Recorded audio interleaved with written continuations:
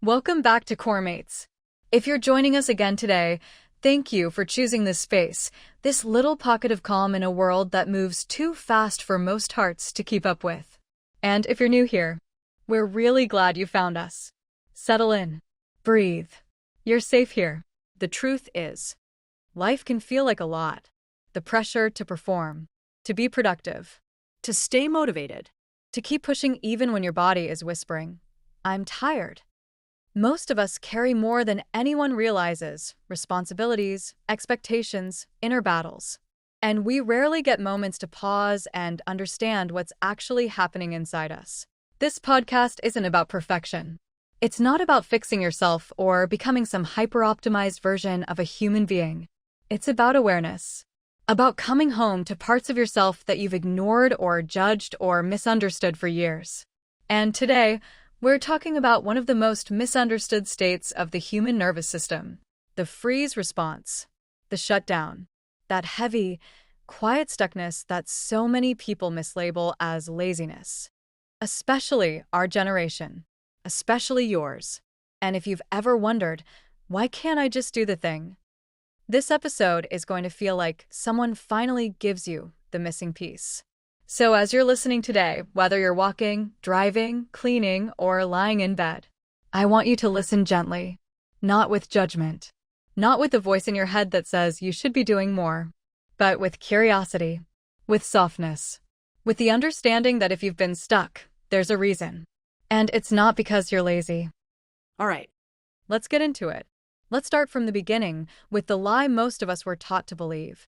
Before we start, I want to say something that might feel strange to hear out loud. You're not lazy. You're not broken. You're not unmotivated or someone who never finishes things. You're not falling behind in life because you lack discipline. You're not flawed. You're overwhelmed. And your body has been trying to protect you in the only way it knows how. We grow up hearing words like lazy, messy, inconsistent, not trying hard enough. Words that cut deep. Especially when they come at moments when we're frozen, stuck, unable to move, even when the task in front of us is small. And somewhere along the way, we stopped questioning those labels and started swallowing them whole. We turned them into truth. But here's the reality. Most people who call themselves lazy aren't lazy at all. They're overloaded, overstimulated, emotionally exhausted, or quietly carrying things that never had a place to be expressed. And their body responds by pressing the freeze button, that ancient, subconscious survival response that's older than language. Let's make it simple. There's fight, there's flight, and there's freeze. Fight says, I can take this on. Flight says, I need to get away from this. Freeze says, I can't. Not right now. It's too much. And when you're in that freeze state, it looks nothing like a dramatic meltdown. It's quiet, invisible. It looks like sitting at your desk for an hour, telling yourself you'll start the task in 5 minutes, and 5 minutes becomes a whole afternoon. It looks like staring at your phone even though you're tired of staring at your phone. It looks like knowing exactly what you need to do, but feeling like there's an invisible wall between you and the first step. People don't see that part. They only see the unfinished assignment, the messy room, the late reply, the undone task. So they assume you're careless, or irresponsible, or not trying. And that judgment, especially when you internalize it, becomes heavier than the tasks themselves. But here, in this space, we're tearing that story apart. Because there's a version of you listening right now who has spent years whispering to themselves, I should be doing more. I should be better by now. What's wrong with me? And I want you to hear this clearly. Nothing is wrong with you. Your nervous system is overwhelmed, not underperforming. And when we talk about freeze mode today, we're not just talking about the science. We're talking about your life, your patterns, those quiet moments you don't tell anyone about, the ones that make you feel guilty, ashamed, or disconnected from yourself. This episode is for the student who keeps starting over every semester, for the creator who has ideas but can't get them out, for the person who feels tired before the day even begins, for the overthinker who feels paralyzed by what-ifs, for the one who feels stuck but doesn't know why. Today, We're giving you language for what's been happening inside you. We're giving you clarity. We're giving you compassion. And hopefully, we're giving you a doorway back to yourself. So take a breath.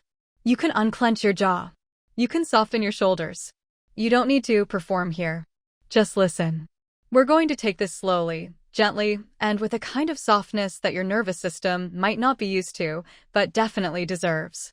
Okay, before we go any further, let's clear something up. You're not lazy. You're not unmotivated.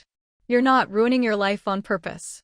What you're experiencing has a name, and it's wired into your nervous system. Freeze mode is one of the 3 main survival responses built into your brain: fight, flight, and freeze. It's not a personality trait. It's not a flaw. It's a biological reaction. Let's break it down so simply that after this section, you'll never call yourself lazy again. What freeze mode really is when your brain senses threat, it scans how much danger you're in and what resources you have to deal with it. Sometimes the threat is obvious, like something physically dangerous. Sometimes the threat is emotional or psychological, like too many things to do, expectations you can't meet, a deadline you feel ashamed of, missing, financial pressure, relationship conflict, burnout, the fear of disappointing someone, or even the fear of disappointing yourself. Your nervous system doesn't distinguish between real danger and perceived danger. To your brain, overwhelm is danger. And when your brain calculates, I can't fight this. I can't run from this. It's too big. I don't know what to do. It goes into freeze. Freeze is not shutting down. Freeze is your brain trying to protect you. What actually happens inside your body? Picture this. Your body suddenly shifts from doing mode to survival mode. Your thinking brain, the prefrontal cortex, starts dimming like a light switch being turned down. And the survival part of your brain, the limbic system, takes over. This means your motivation disappears. Your decision-making becomes cloudy. Your memory and focus shrink. Your energy drops. Your body wants stillness. Your breath becomes shallow. You feel disconnected from your tasks, your goals, even from yourself. It's not because you don't care. It's because your nervous system is overwhelmed, and its best strategy is to shut everything down to conserve energy and prevent emotional injury. On the outside, freeze looks like procrastination, scrolling, zoning out. I can't make myself start, feeling stuck, avoiding messages, not replying, sitting in a messy room you want to clean, but can't move, wanting to change your life, but having zero fuel. But on the inside, freeze feels like heaviness, guilt, shame, self-judgment, confusion, frustration, mental fog, emotional numbness, panic, mixed with paralysis. You are not choosing this. This is your body trying to keep you safe by slowing you down. Why Gen Z experiences freeze mode so much? This part is important. Freeze response is skyrocketing in younger generations, and it's not because you're soft. It's because your nervous system is dealing with more constant microstressors than any generation before. Notifications every 3 seconds, comparison loop, academic pressure, financial uncertainty, climate anxiety, relationship instability, hustle culture, productivity obsession, digital overstimulation, lack of real rest. Your brain is processing more data in one day than your grandparents did in a month. Of course you're overwhelmed. Your nervous system was never designed for this pace. Freeze mode isn't a personal failure, it's a system overload. The silent enemy. Shame amplifies freeze. Here's something that makes freeze worse. When you start shutting down, you judge yourself for shutting down. That shame hits your nervous system as another danger signal. Meaning, freeze, shame, more shame, full paralysis loop. And that's why some days, even brushing your teeth feels impossible. It's not because you're lazy. It's because your brain is carrying a weight you don't even see. The truth most people don't know. Freeze isn't weakness. Freeze is your body begging for safety, clarity, and relief. People think survival responses make you less human. The truth is they make you exactly human. And this is the moment where compassion becomes medicine. Because once you understand what freeze truly is, you stop blaming yourself and you start supporting your nervous system. Here's the heartbreaking truth. Most people don't know what freeze mode looks like. So they label it with the closest word they understand, lazy. And that word sticks to you like a stain. But freeze mode and laziness are completely different worlds. Let's pull them apart so the difference becomes impossible to ignore. 1. Lazy is a judgment. Freeze mode is a condition. Laziness is a choice not to act even when you have the capacity. Freeze mode is the inability to act because your nervous system is overwhelmed. Laziness sounds like, I don't feel like doing it. I could, but whatever. I don't care.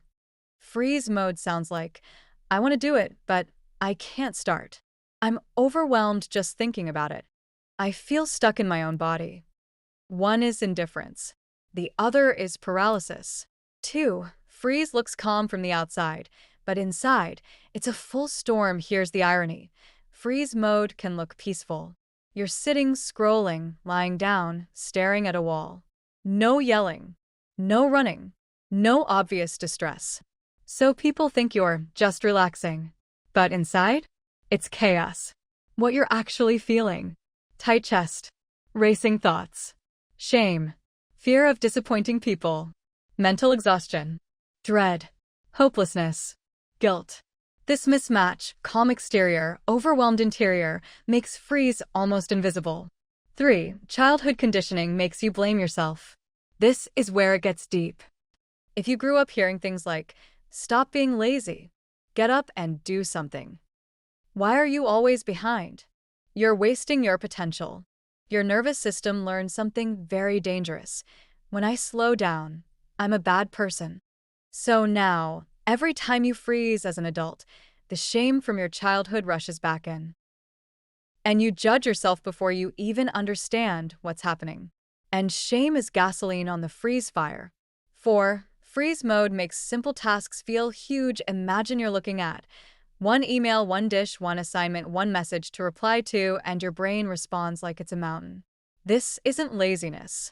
This is a sign that your nervous system is in overdrive. Think about the classic scene. You're sitting on your bed, knowing you need to shower. You want to. You know you should. You picture getting up, and your body just stays still. 15 minutes go by, then 30, then an hour.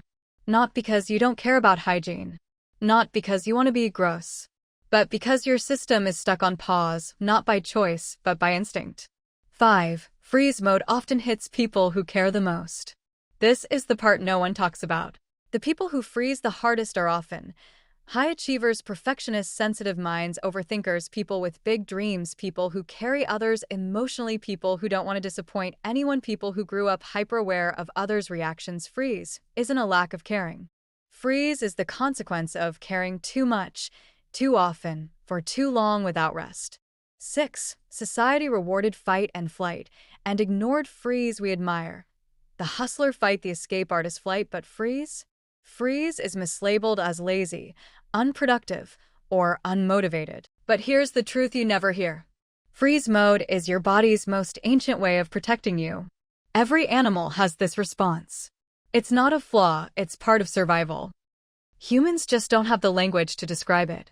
So the world relies on the laziest explanation. You don't want it enough. What a lie. 7. Freeze mode usually appears after too much pressure, not too little. You don't freeze because you're weak. You freeze because your nervous system has been overloaded, overstimulated, overanxious, overworked, overstretched. Freeze is burnout's little sibling. It's your body whispering, I can't keep carrying this the same way. Lazy people don't care. Frozen people care so much they collapse. Imagine a student named Maya. Her room is messy, emails are piling, deadlines are approaching. She sits at her desk, opens her laptop, and instantly feels her chest tighten. She freezes. She grabs her phone, not because she wants to procrastinate, but because the brightness and movement give her nervous system something predictable. Someone walks in and says, "Why are you always on your phone? You're so lazy." But here's Maya's reality. Her heartbeat is fast. Her mind is overwhelmed. She's terrified of failing. She doesn't know where to start. Her nervous system is in shutdown mode. She's not choosing to do nothing. Her body is choosing to protect her. This is the story of millions. You're not lazy. You're overloaded. You're scared. You're hurting. You're exhausted. You're frozen. And frozen is treatable. Laziness isn't. This is why understanding freeze matters, because once you name it, you can start healing it. Freeze mode rarely appears out of nowhere. It's built, layer by layer, through patterns so subtle you barely notice them forming. And what keeps you stuck isn't lack of discipline. It's invisible loops your nervous system keeps replaying. Let's unpack the ones people fall into without realizing. 1. The "I'll start when I feel better" loop. This one feels harmless at first. You tell yourself, I just need a little more energy. I'll do it when I'm in the right mood. I'll start once I feel ready. But here's the twist: freeze mode blocks motivation. It shuts down dopamine. It numbs your internal drive. So waiting to feel better becomes an endless queue. Example: you want to clean your room. You look at it. You feel overwhelmed. You walk away. You scroll. You tell yourself, maybe later. Later comes. Freeze is still there. And now shame sits next to it. 2. The pressure panic paralysis cycle. A lot of people don't know that pressure itself can trigger freeze, especially if you grew up in environments where expectations were sky high or unpredictable. It goes like this. 1. You feel pressure. 2. Pressure becomes anxiety. 3. Anxiety becomes overwhelm. 4. Overwhelm shuts you down. Now you're frozen, and the world interprets it as you don't care. Story example: Leo needs to send a job application. He wants the job badly. He opens the form. His brain floods with, what if I mess this up? Am I good enough? What if they reject me?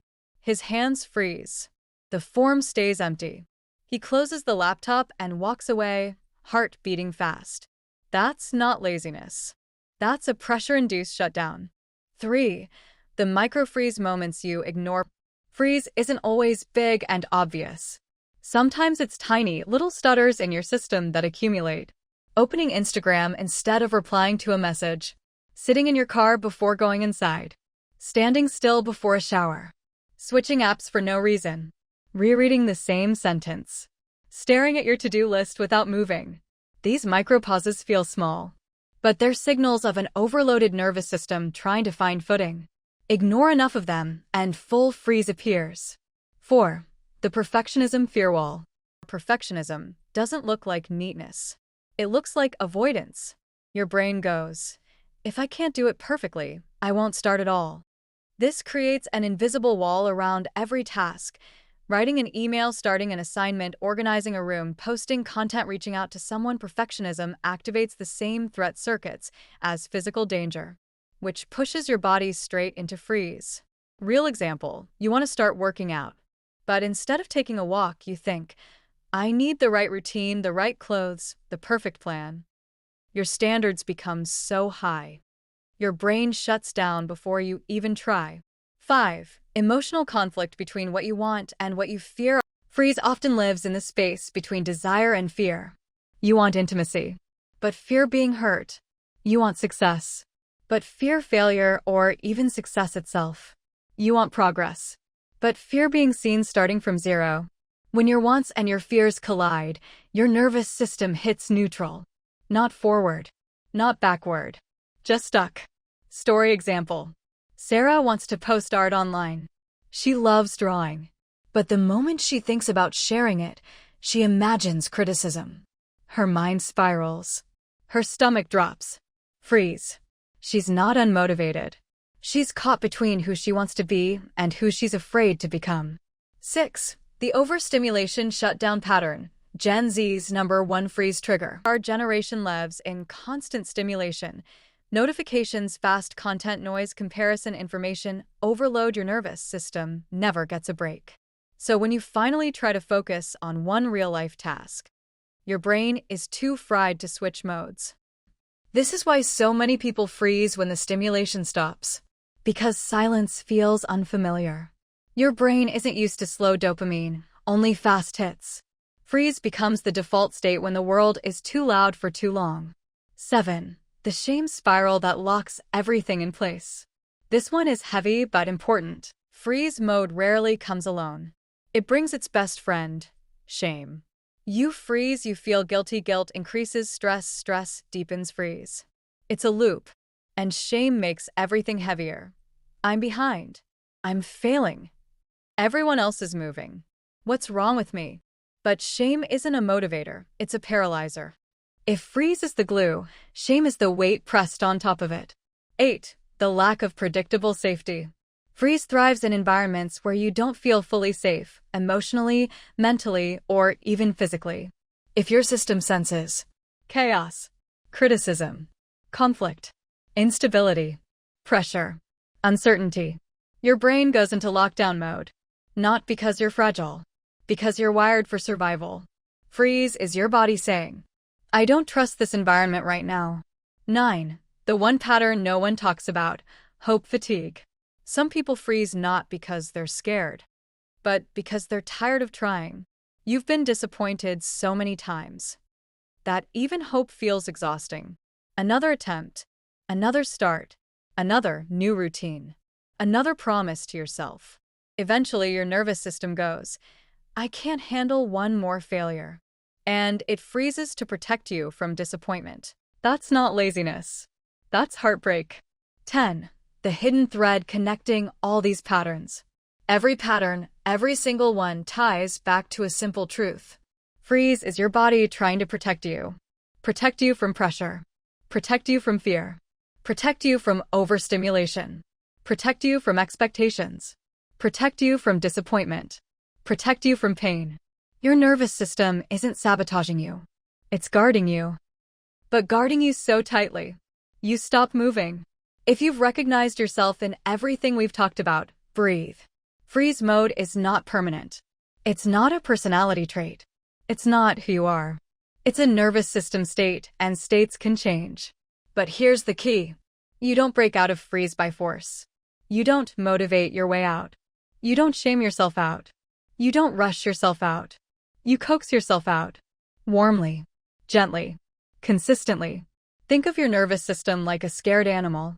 If you yell at it, it hides deeper. If you pull it, it resists.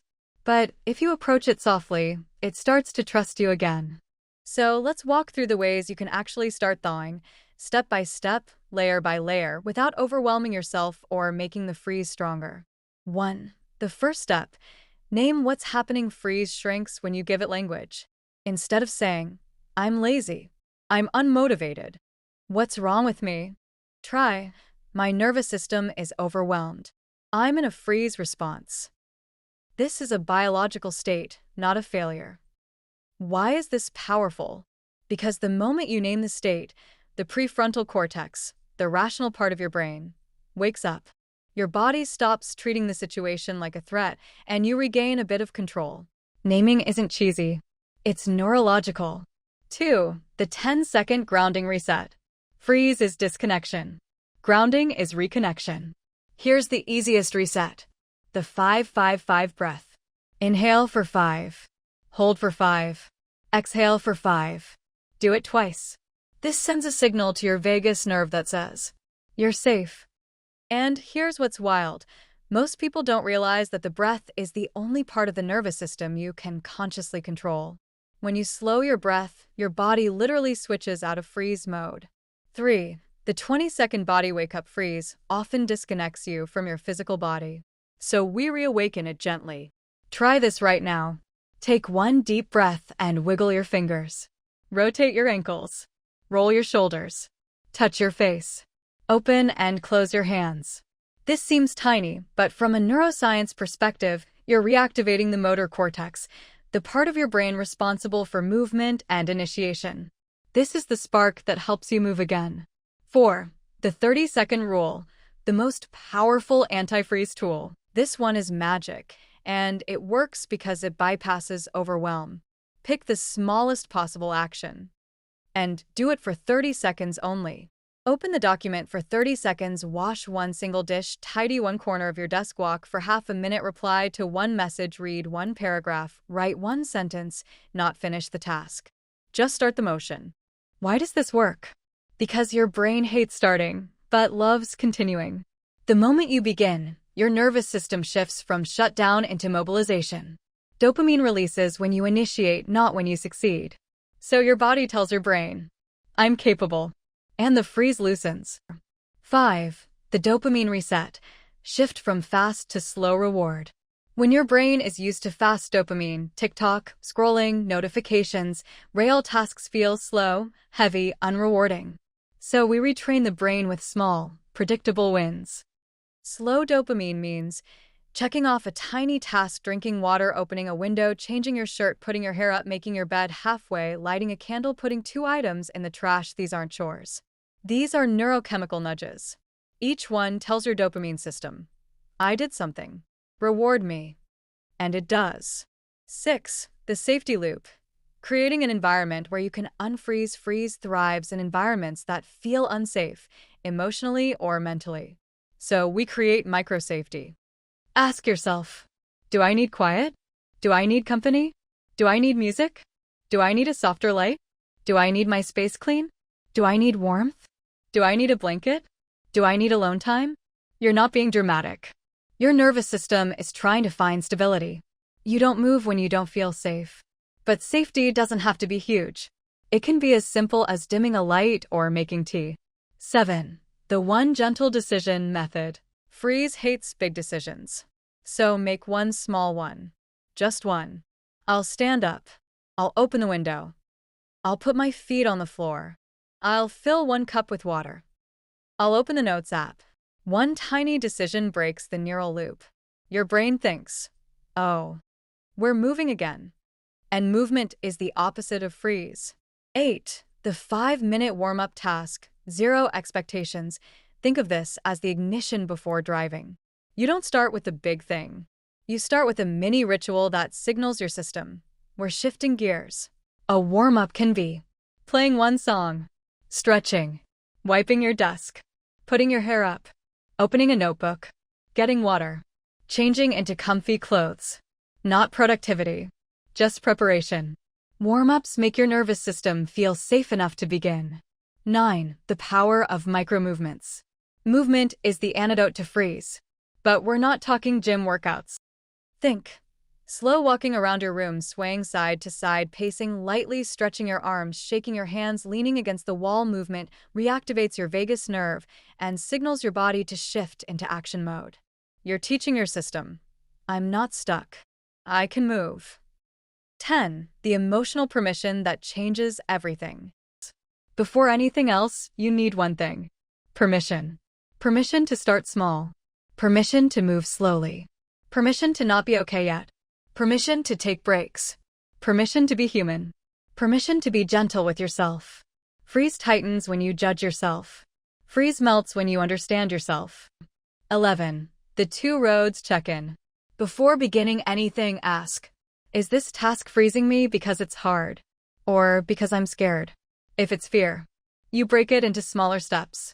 If it's overwhelm, you regulate your nervous system first. If it's shame, you ground yourself. This one question gives you clarity and power. 12. The tiny ritual that ends every freeze episode. When you finish even the tiniest action, celebrate it. Not with words, with sensation. 1 deep breath, a hand over your heart, a moment of noticing. I did something. A quiet internal whisper.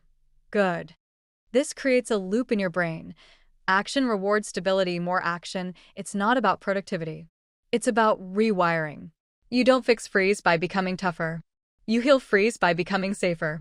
Small steps matter. Small movement matters. Small wins matter. Small breaths matter. This is how your nervous system starts to thaw. Not with pressure, but with consistency, kindness, and tiny, quiet courage. There's something almost sacred about what happens after freeze begins to melt. It doesn't explode off of you.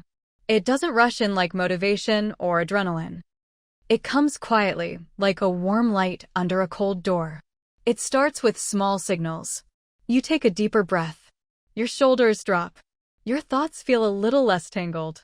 You remember something you needed to do, and instead of panicking, you think, maybe I can try. It's subtle, tender, human.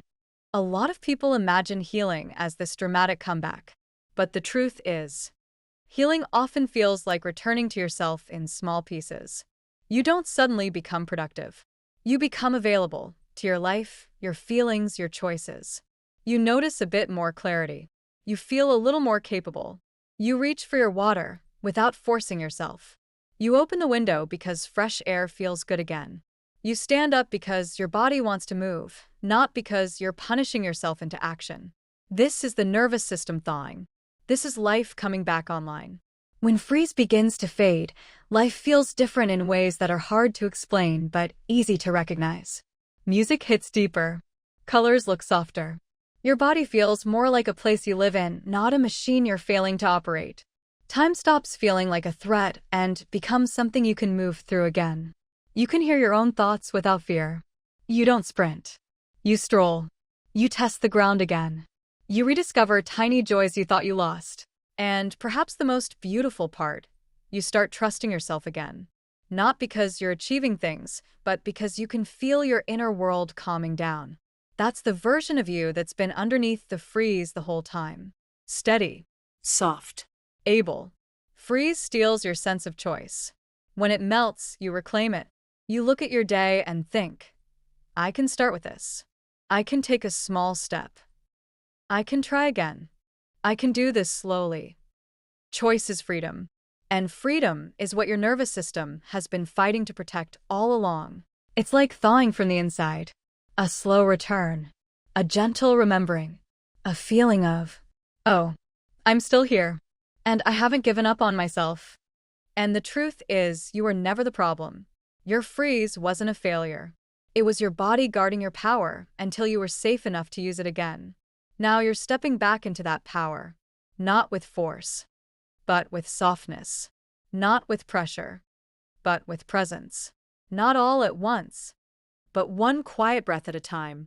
If you felt yourself in today's episode, if parts of you softened, if something in you said, yes, that's me, hold that feeling close. It means your nervous system is listening. It means you're thawing. It means you're coming back to yourself. And when you're ready, just take the smallest next step. Your pace is enough. Your presence is enough. You are enough. If this episode helped you in any way, stay with us. Subscribe, follow, share it with someone who might be stuck in freeze mode and needs a gentle hand. It helps more than you know, and it keeps our little corner of softness growing.